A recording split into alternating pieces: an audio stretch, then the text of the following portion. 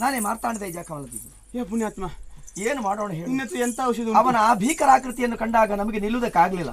ಹಾಗೆ ನಾವು ಓಡುವುದಕ್ಕೆ ಪ್ರಾರಂಭಿಸಿದ್ದೇವೆ. ನೀನು ನಮ್ಮ ಜೊತೆಲಿ ಇದ್ದಿ ಅಂತ ನಾವು ತಿಳ್ಕೊಂಡಿದ್ದೆವು.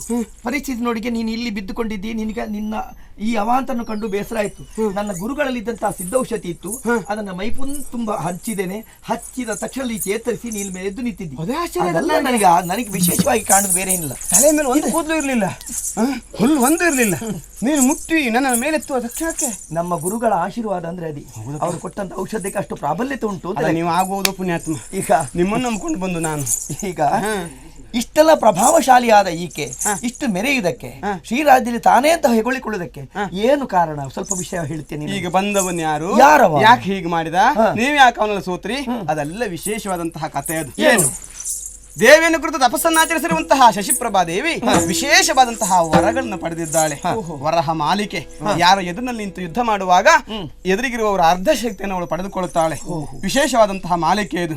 ಅದು ಅವಳ ಕೊರಲಿರುವ ತನಕ ಅವಳನ್ನು ಯಾರು ಜಯಿಸುವುದಕ್ಕೆ ಸಾಧ್ಯವೇ ಇಲ್ಲ. ಅದರ ಜೊತೆಗೆ ಅದೃಶ್ಯಾಂಜನ. ಯುದ್ಧ ಮಾಡ್ತಾ ಇರುವ ಕ್ಷಣಕ್ಕೆ ಅದೃಶ್ಯಾಂಜನ ಧರಿಸಿದ್ರೆ ಅದೃಶ್ಯನಾಗುವುದಕ್ಕೆ ಸಾಧ್ಯ. ಅದರ ಜೊತೆಗೆ ಈ ಘೋರ ರೂಪಿಯ ಸಹಾಯ. ಇವು ಎಲ್ಲಿದ್ದಾನೆ, ಯಾರು ಹೇಗಿದ್ದಾನೆ, ಯಾಕೆ ಬರ್ತಾನೆ ಅನ್ನೋದು ಗೊತ್ತಿಲ್ಲ.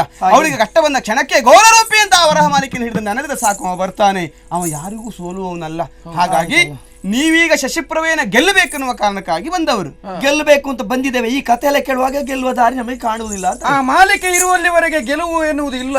ಈಗ ಯಾಕಂದ್ರೆ ಎದುರಿಗೆ ಬಂದಂತೆ ಯಾವುದೇ ಒಬ್ಬ ವೀರ ಇದು ಅವನ ಶಕ್ತಿ ಅರ್ಧ ಅಲ್ಲಿ ಹೋಗ್ತೇನೆ. ಮತ್ತೆ ಏನು ಮಾಡೋಣ ಹೇಳು? ನಿಮಗೆ ಅವಳನ್ನ ಸೋಲಿಸಲೇಬೇಕೆನ್ನುವ ಮನಸ್ಸಿದ್ರೆ ಮಾರ್ಗ ನಾನು ಸೂಚಿಸ್ತೇನೆ.